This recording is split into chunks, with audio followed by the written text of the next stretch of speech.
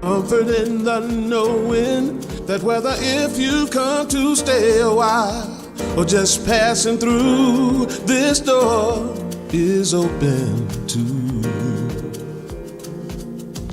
Come and let's be silent. Come and share a hug. Come, let's pray together. Come, love and be loved. From the blissed out to the turned out, from the pampered to the abused, this door is open to you. Come on in, come on in, come on in, come on in. The God in us recognizes the God in you. Whether you're black or white or gay or straight, Christian, Buddhist or Jew, this door is open to you. Good morning, Claremont Center for Spiritual Living. How are you this morning?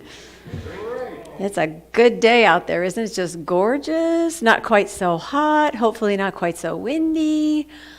And you're all here and you're all out there. Everybody wave to our friends out there. We're so glad you're here. I'm Reverend Tracy and delighted to welcome you this morning and want you to know that wherever you are on your spiritual path, you are welcome here with us. And this is just where we come to remember how good life can be, how good it is, how good we are. And when it doesn't feel so good, to remind each other that it's really going to be okay, that we're here for each other. And that is a lovely thing. So this morning, our practitioner on platform is Brad Weathern. Please remember that your practitioners are here to offer you prayer and support in consciousness, whether you're celebrating or struggling. They're the ones you want to talk to. They're the ones that are going to help you remember the truth and to hold you in that space of healing and wholeness. So our practitioners are available all the time. There's a request box up front here if you want to put in a written request for yourself or someone else. Their phone numbers are also online and on your program on the back. And they're available anytime by message. If you call our main number, there's an option to leave a confidential request. So they look forward to serving you, and they continue to hold the high watch for the whole community, and we're all blessed because of it. So thank you for that. We have music this morning. We've got Jeff over there playing on the keyboards, and whoa, Jeff. And we welcome back the Jacksons. Always a delight. And we're going to start with a quiet moment just to get ourselves centered. So I'm going to invite you to take a breath and clear your mind in your lap and close your eyes wherever you are and let the sound of the bowl take you within. For there is that place of the heart in the center of each of us. And we breathe into this place of sanctuary, reminding ourselves that peace, that love, that deep joy are right here where we are, and it is good.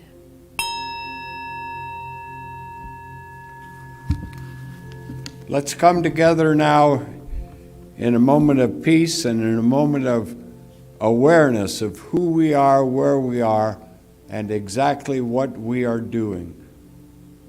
We are part and an undifferentiated yet unique part of the one mind. And let's know that right now. Let's know that in our hearts this very moment. Let's just feel that for a moment. Feel that and know that we are very fortunate to be able to be here this morning, knowing these ideas and coming here to collect our thoughts with those thoughts of those around us, and knowing that we are making for a better world simply by what we believe. Thoughts are things, and we have good thoughts right now. We give thanks for this wonderful day and for the ability to be here. So let's know this now as we accept who we are and we go forward, saying together silently, and so it is. Well, good morning. I'm very happy to be here this morning. I was almost late this morning, and there was a reason for it. And the reason is that my car didn't start. Why wouldn't your car start? Why wouldn't my car start? Well, I wasn't in it yet. Didn't finish the story. But anyway, it's very happy for me to be here, and I hope it is for you too. I always believe in starting things off with a laugh. Abraham Lincoln believed in starting things off with a laugh, whether or not you know, and he was in the middle of the Civil War. So we can certainly do that here today. I have something to read today from a very important book. Can everybody hear me?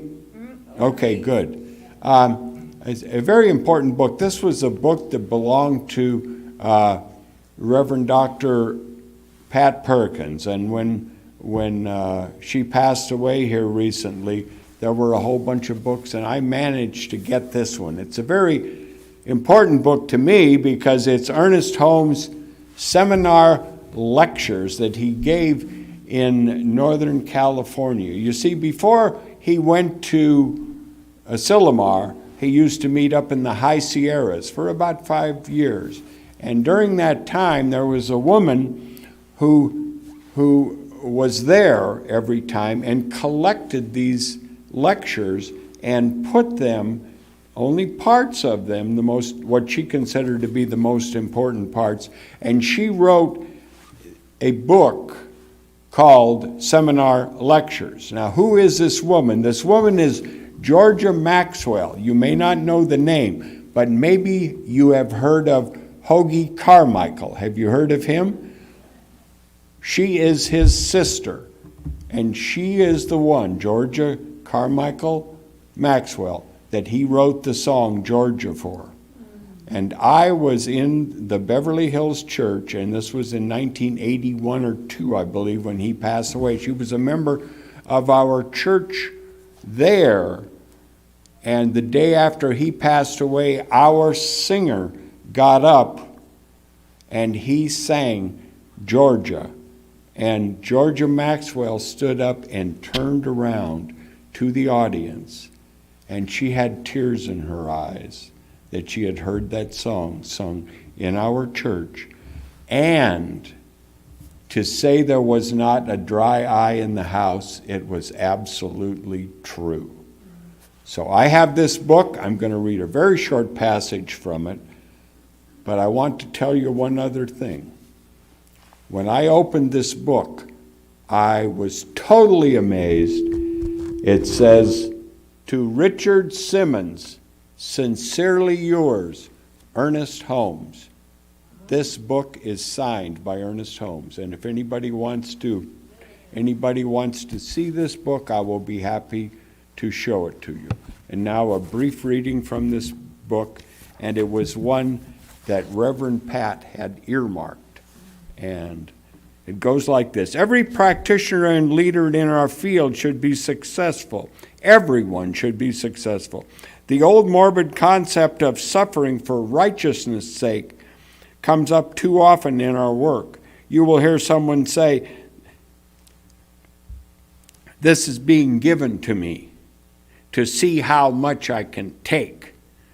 That is all nonsense, and we should not say such things nor believe in them. Such a statement is said in ignorance of the law with a capital L, which excuses no one from its effects. It is going right back to the concept of the old man in the sky with the long whiskers, and he isn't there. The little man upon the stair, and again he wasn't there. He wasn't there again today. Oh God, I wish he'd go away. A friend of mine wrote another verse to the poem, "The little man upon the stair who was so consistently not there." The only thing I have to say, I think he must have come to stay. Nothing could sound sillier, and yet it was written by one of the most brilliant men we have in our movement. As long as you have the doormat attitude, that will be your judge. Be careful of the things you think and say, remember that arrogance too is false. And I will not leave you with a false hope, because I'm very humble. You can tell I just by looking at me. Thank you very much.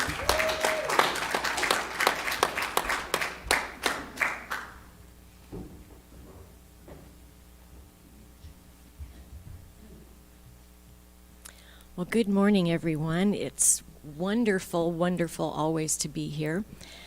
We have a couple of new songs to share with you this morning. It's their first time out. So this first one is called My Constant Conversation.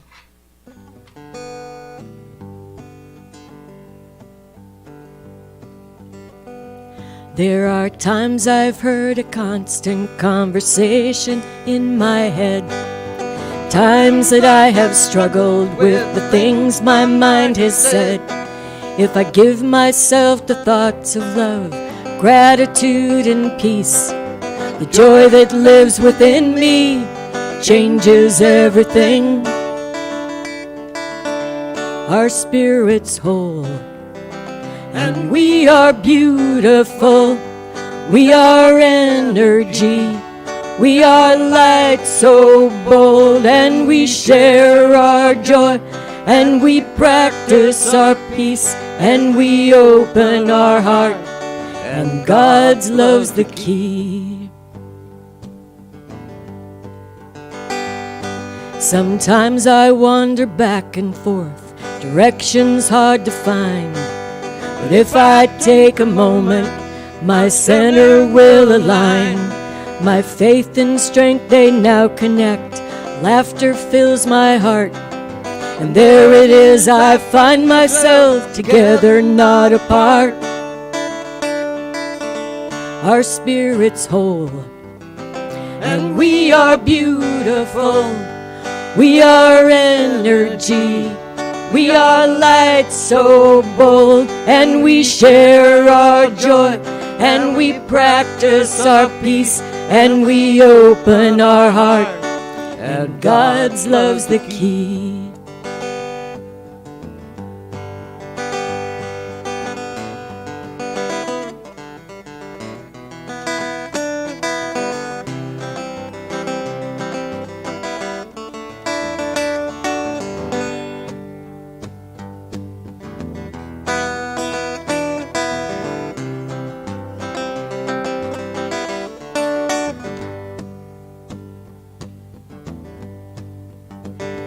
There are times I've heard a constant conversation in my head. Times that I have struggled with the things my mind has said. If I give myself the thoughts of love, gratitude and peace, the joy that lives within me changes everything. Our spirit's whole, and we are beautiful. We are energy, we are light so bold, and we share our joy, and we practice our peace, and we open our heart, and God's love's the key. And we open our heart, and God's love's the key.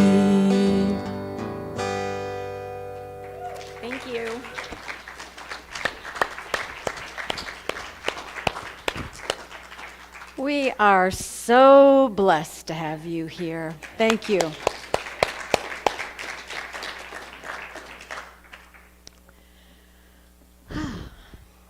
One moment, please. You ever have those days where you have seemingly endless pieces of paper? Pretty much everywhere and mostly in the way. But it's better now. So let's do this. Let's light our candle as we have been all month for peace. Peace that starts in every heart. Peace that fuels our action when we remain centered spiritually, and peace that changes the world. So today the title is Conversations with the Unknown. And I'm going to start with a little bit of the introduction I wrote that you may have seen when you looked online. For those of you that actually read the e-blast, you do read it, don't you? And do you scroll down too to see what else might be in there besides the title? Okay, good. Just checking. Most of the time. Okay, fair enough. So here's the thing. The ego in me wants to know in every situation, to know how to do it, to know what they want, what they think of me, to know who will win and who will lose, how it's all going to go. In other words, the ego wants to know it will remain safe. This is its nature, which is the nature of the animal in me. So we are hardwired to stay safe. And, that serves a purpose, right? That's a good thing. It means that we know we're supposed to stop at the red light, and it means that we don't just step off the curb without looking, and because we're going to follow the rules because they're going to keep us safe. Now, some of us have more rules than others, and you people are irritating. Of course, I have a million rules for myself, and I can irritate myself and probably be pretty annoying too. But the idea is there is a place for the ego to work. But where we run into trouble is when we perceive the ego's perspective as the only one. Because what our soul is all about is growth and expansion and discovery and becoming. To step into the unknown again and again with each breath is to be aligned with a deeper truth that the ego can't even fathom. Let's discover ways to converse with the unknown. We are here to figure out how to deal with the mystery of life, not to solve it, but simply to invite it into our process rather than being afraid, blocking it, putting limits on ourselves. Because what we want to do is open up to that greater understanding, the soul's call, and realize that the power of life is within us. We can learn to live from the place that is beyond the ego's well-intentioned safety net of limitations. Because that's the thing.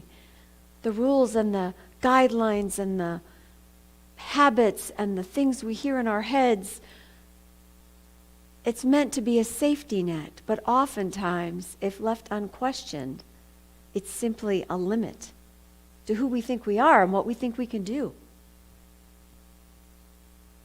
Ernest Holmes, Science of Mind, tells us exactly how to handle this. He says, "Let us not peer into the darkness, troubled and concerned, because it is so foreboding and unknown. Rather, let us remain steadfast in the radiance of that spiritual light of truth within ourselves." So the antidote to the restrictions and limitations that the ego would have us do is to remember the spiritual truth of who we are. To practice what we know about the bigger picture, the greater sense of self, the capital S self. Science of Mind teaches that when we get spiritually centered and move from there, then we're bringing our spirituality into the world. Then we're being the healing presence that we so desire to see all around us. We're actually bringing it with us. Now, as the song said, many of the conversations in our head are less than positive. And partly because we're either looking back and regretting or stressing or feeling depressed or immobilized by what happened that we can't change, or we're projecting into the future, expecting the worst, or unable to see a way forward, and therefore immobilized by fear and anxiety. Now, what we know in our spiritual teaching is that the power is here and now, not the past, not the future. We're certainly able to bring our lessons from the past with us. But what if we looked at the future with a sense of curiosity, with an expectation of discovery? What if we were like kids that just said, hey, let's see what happens when I jump off the roof. I want to fly. Yeah, ooh. We may not always like the results, but we can course correct. You know? We have the ability to expand in all things when we let ourselves do it.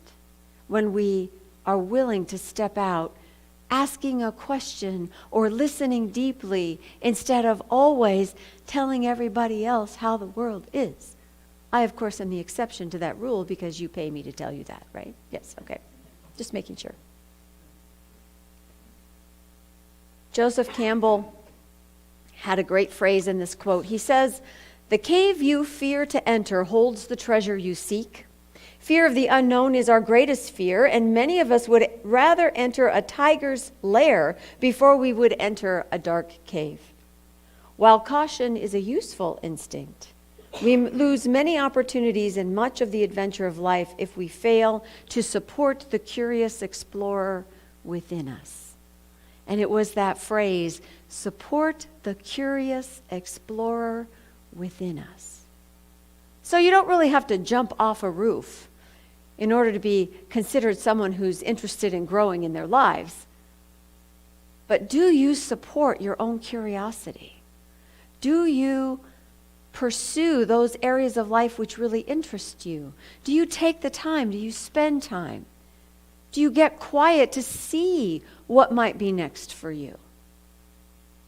So when we are inviting curiosity into our lives, when we are expecting discovery, then we are going to move through life differently and probably with a lot less fear of the unknown. Because I really believe the unknown is truly just the not yet known. I know it's hard to tell, but around lots of people in social situations where I don't know anybody, I'm actually an introvert. And so we went last night to a party. And, you know, I've been pretty busy these last few weeks. You all know I'm helping take care of my folks, and we're doing lots more things at the center than we were, and that's a wonderful thing.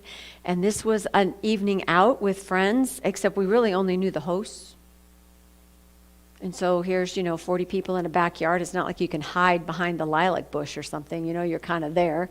So there's that little bit of anxiety, but it's outside. It's not inside a small apartment. It was a beautiful day yesterday. There was going to be food. Snacks always help. But there's that, I don't know these people. I mean, I'm sure it'll be fine, but part of me just wants to sit on the couch and not talk to anybody. I'm sure I'm the only one that does that, right? And of course, here's what happened. We got there. We exchanged names and smiles with a couple people that were just outside the door in the backyard. And the next 3 hours were spent in animated conversation, having a great meal and a wonderful time, and promises to meet for dinner in a couple of weeks. The excitement of discovery, the willingness to be curious, the ability to listen. These are all ways that the unknown simply fades into the distance and becomes the known, and becomes a source of joy and a source of energy. It was the nicest evening we've had in a really long time. It was beautiful. My fear was misplaced. My worry was unnecessary. My ability to remember the spiritual truth allows me to move into situations like that from a place of my strength and my joy and my curiosity, to be open enough to be willing to smile back at someone who smiles at me. Or, wow, on a really good night, I could smile first, right? Joe Vitale says, "You don't fear change, you fear the unknown. If you knew the future would be great, you'd welcome the change it takes to get there. Well, the future is great. Proceed." And I really like that. I really like that. This is what we teach, right? And that doesn't mean that every moment is happy, ha ha, laugh, laugh, nudge, nudge. But it does mean that the expectation of discovery and growth and deepening and connection is always present when I'm aware of it, when I consciously choose to move in that space.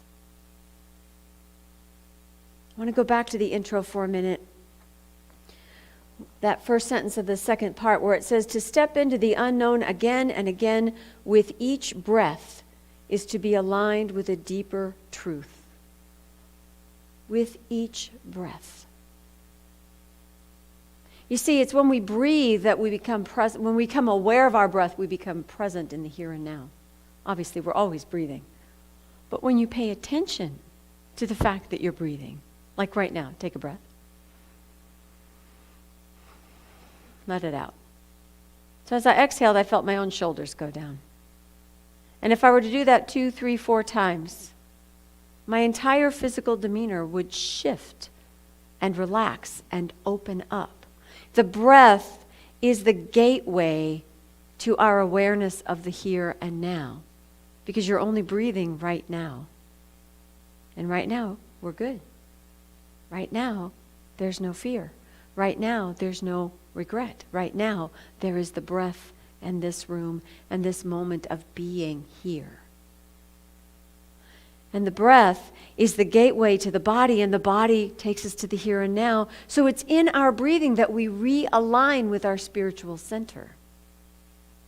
And so it behooves us to practice. And it helps us to remember when we are tense for some reason that the breath will help us. It doesn't have to be fancy. You don't have to count. You don't have to sit cross-legged on the floor while you do it. That's a whole different skill, that cross-legged part. But we all breathe. So, for example, if Pat was talking about when she works out at the gym, which I know only from hearsay because I don't work out at the gym.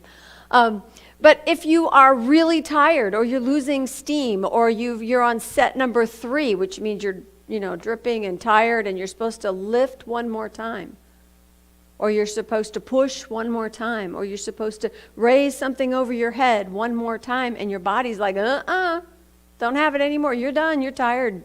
Aren't you exhausted? I'm exhausted, your body says. She will stop. She will take a breath. She will hold it for a moment and then push out, whether it's to lift or squat or shove or whatever it is.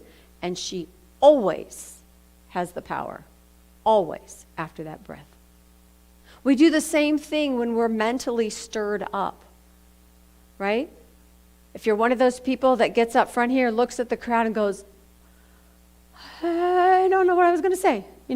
Public speaking terrifies you. What do? You're taught to stop, take a breath, maybe 2, and then speak. Because once again, you've centered yourself. You've brought yourself back to your place of power, which is your physical being in the here and now. There's no room for the swirl of thoughts that tell you all the things that could go wrong the minute you open your mouth if you are focused on your breathing. Same thing with the emotions. You can't always talk yourself out of an emotional turmoil. There's grief, there's trauma, there's sadness, there's just anything that can wash over you and overwhelm you. And you know what recenters us? Is that person that comes up and just wraps us in a hug. It's not rational. It's not a trick of thinking. It's not mental gymnastics. It's a hug that puts us back in our body, in the here and the now, and the love that is the truth of who we are.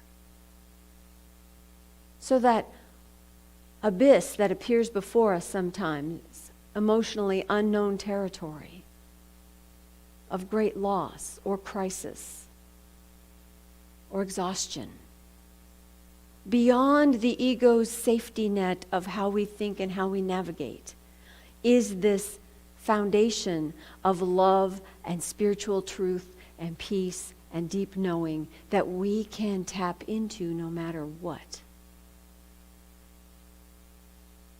We get grounded in the presence. And then our conversation with the unknown has changed because we are once again stable. We are once again feeling protected, feeling safe, which is all the ego wants anyway, right? Our human self just needs to know we're okay. We're okay.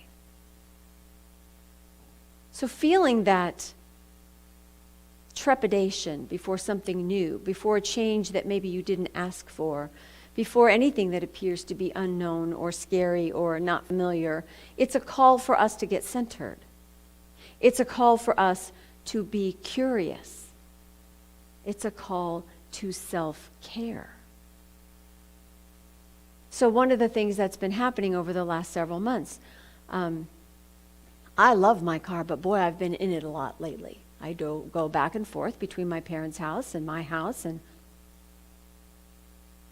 occasionally I actually get some of my own errands done, and it's a lot. It's a lot. It's physically taxing. It's emotionally taxing.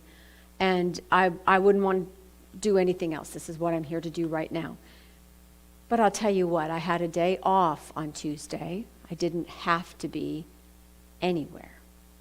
And so my friend Jennifer and I, we went to breakfast. Remember, food is always a good thing. We went to breakfast, but we also went to the Japanese garden at Long Beach State University. And we sat on a bench and talked. Sat on a bench. We walked around a little bit, but it's only this big. Mostly we sat on a bench. And then when we were done sitting on a bench, we drove to Seal Beach and sat on a wall and looked at the water and the boats and the people and the dogs. And that's all we did. We sat. And we were outside. And it was sunny. As most of the time we talked, and sometimes we just sat there quietly, and then we would watch the people go by or the dogs go by. We watched a dog chasing a ball into the water, I'd say at least 100 times while we were sitting there, having the best time, never getting tired. And it was one of the most restorative days I've had in a long time, and I didn't do anything. That was the whole point. I didn't do anything. So that night, when Pat got home from work, she'd had an especially exhausting day. She'd had over an hour to get home from the office for what should be a 25-minute drive at the most. And she was, let's just say, in a great funk when she walked in the door. And I suggested that perhaps we go to dinner at the beach. Couch. No. Couch. Sleep. Nap. Basketball. I said, let's go have tacos at the beach. So we got in the car and we went down to Seal Beach and we sat out, because you can eat outside at pretty much anywhere now, and sat outside and had tacos and chips and fresh air and a breeze and watched the dogs go by and the people go by, and then we got ice cream. And then it was cold, so we came home. And on the way back to the house, she turns to me and she looks and she says, okay, that was a really good idea. It's like, all right, I feel better. Was what we do, right? We get in our story and it's real to us, and it's just so hard to shake it when you're in the middle of it. So we need each other. We need each other to remind each other, hey, come on, we can go to the beach. Hey, we can just talk on the phone. Hey, we can go for a walk. You know what? Let's pet the cat instead of just fussing at him. We have choices. We have conscious awareness. We have the power within us always. And our job is to remind each other that it's there when we can't see it for ourselves. And our job is to remember that when we are faced with something that is overwhelming us, to get centered, to be curious, to activate self-care, whatever that looks like for you. Remember, the unknown is simply the not yet known.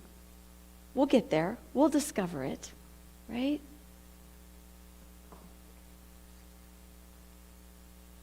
Science of Mind says not only must we have complete faith in spirit, complete faith in life, and its ability to know what to do and how to do it. Our own self, our capital S self, that knows what to do and how to do it. But we must have complete confidence in our approach to it. We're not to be lukewarm in our conviction. We must know that we know. And so I'm here to remind you that you know, that there's a part of you that always knows, and that if you will pause for the moment when that flag of danger, danger shows up in your life, to recenter yourself, you will then know also. And I want to close with a reading from Khalil Gibran on fear. It is said that before entering the sea, a river trembles with fear. She looks back at the path she's traveled from the peaks of the mountains, the long winding road crossing forests and villages. And in front of her she sees an ocean so vast that to enter there seems nothing more than to disappear forever. But there is no other way. The river cannot go back. Nobody can go back. To go back is impossible in existence. The river needs to take the risk of entering the ocean, because only then will fear disappear. Because that's where the river will know it's not about disappearing into the ocean, but of becoming the ocean. Namaste.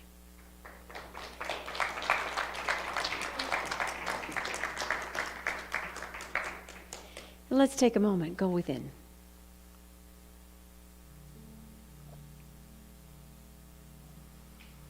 Taking that deep breath. Finding that center of self where the heart beats, where love is, where spirit is present and felt. Each breath bringing us to a quieter place, a calmer place. A place where our own sense of self is amplified, that it might fill us with the light that is the truth of our being. This place within that, when we move from, changes the world around us for the better. My life is this life of spirit, this life of light and love and deep joy. My life is this life of power that cannot be denied, that is untouched by the world and simply awaiting my awareness of it.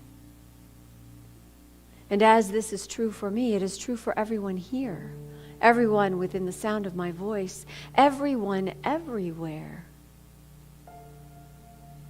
This space of love and peace and power lies within us, infinitely supplied, infinitely refilled, available for infinite ways to express in the world. And so I speak my word for this light within that shines on the path, showing the way before us, creating by its very presence a path of peace, of healing, of wholeness. Every breath a reminder that physically, mentally, emotionally, spiritually, there is a center, and that center is love and life and mine and yours. And it is good. It is healing. It is ours to use, to be, to express. And in this knowing, there is a calm, there is a peace. There is a willingness to be open and curious. I allow myself to be reminded of this with every peal of laughter that I hear, every smile that I see, every tear that I share. For truly, life is a magnificent experience, and we are that.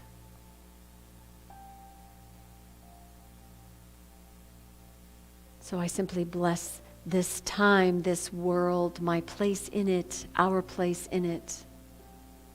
Grateful for the ever-increasing unfoldment of light and love, knowing that light always overcomes darkness. That warmth in a room will always chase away the cold. That healing and wholeness is the truth of all. And gratefully, I simply know this to be true and allow the mind of God, the consciousness of all, to unfold it in time and space, and allow my own awareness to stay fully present in the presence of this love, this energy, this spiritual nature of life, for it is my nature and the nature of all. It is good, and I simply let it go, and so it is.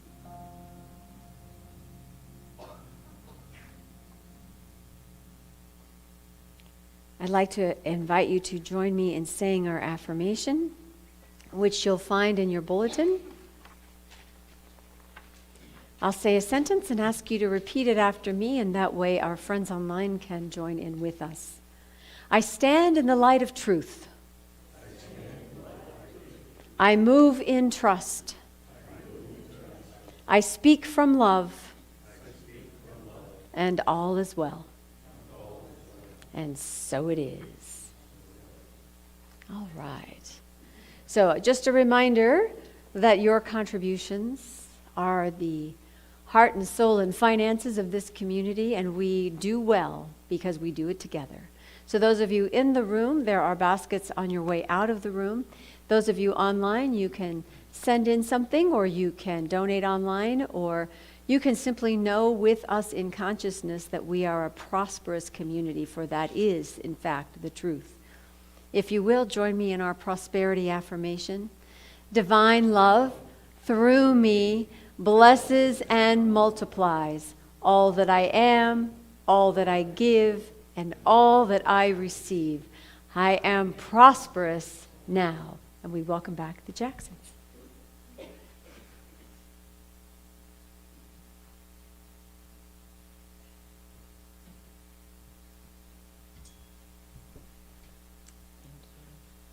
Perfect always. Thank you.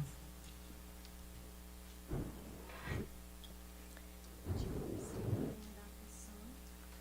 you want to say anything about this song before I go ahead and jump in? Are you okay? We have a little springtime waltz for you. This next song came to us by sitting out in our backyard, watching the hummingbirds and butterflies fly about. So that's what this song is called, Hummingbirds and Butterflies.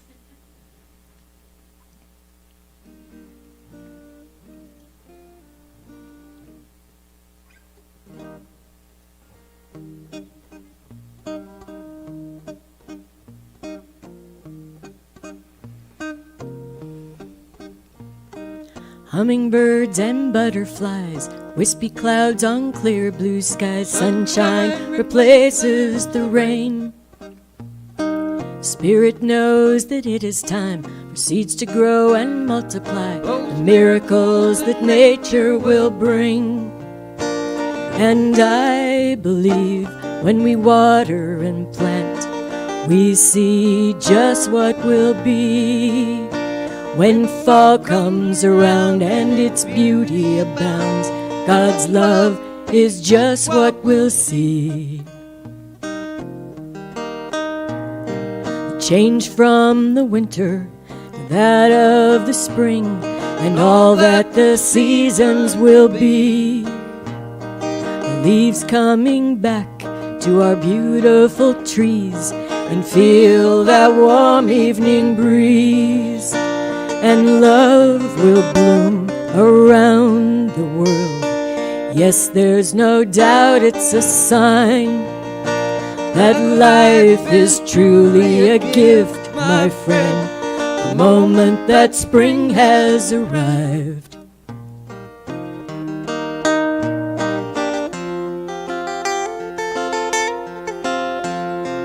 Hummingbirds and butterflies, wispy clouds on clear blue skies, sunshine replaces the rain. Spirit knows that it is time for seeds to grow and multiply, miracles that nature will bring. And I believe when we water and plant, we see just what will be. When fall comes around and its beauty abounds, God's love is just what we'll see. God's love is just what we'll see.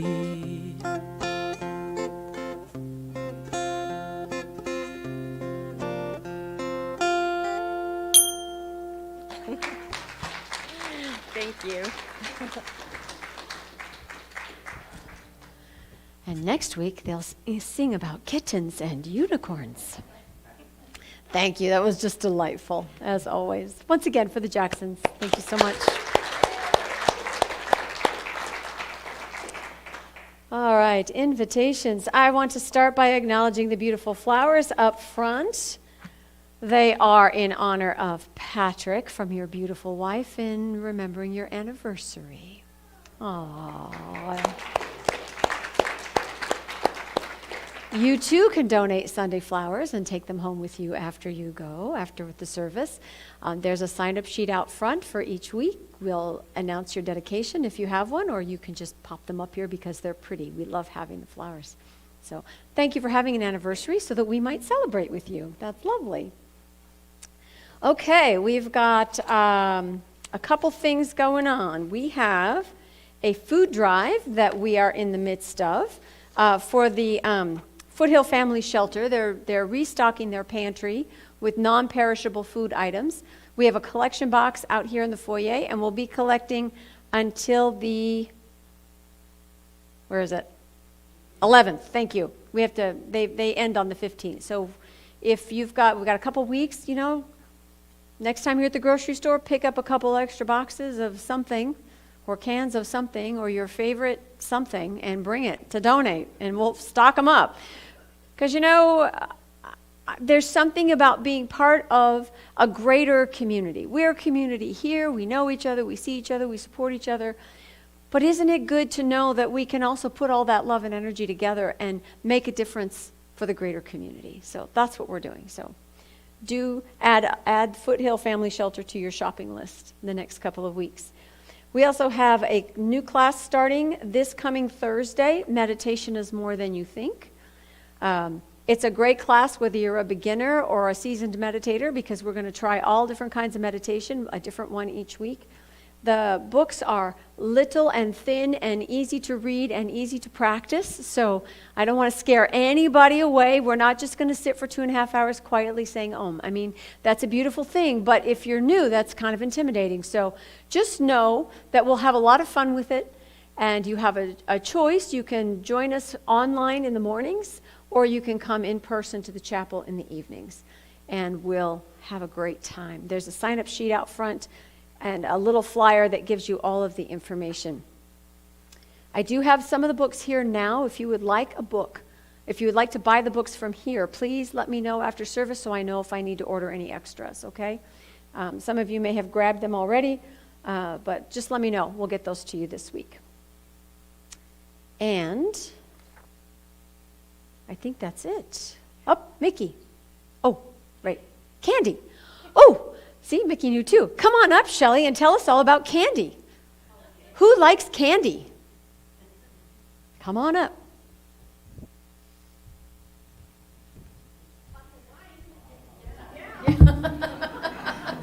Did you have the most sales, Mickey?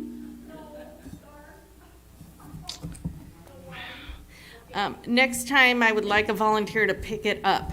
I think while I was there, I think I ate a half a pound. They just kept giving me more. Here, try this, try that, try this.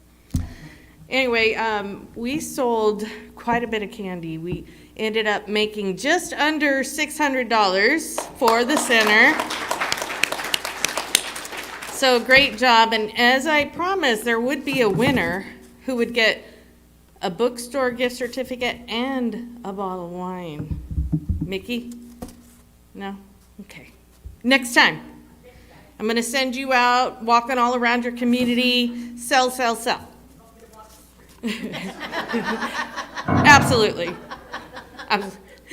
This individual sold just under $500. I think it was $492. And the person that came in after that person sold $400. So that was quite a big difference there. There was no way that second place person was going to do it unless they walked the streets. Yeah. So that person is Sue. Sue, come on down.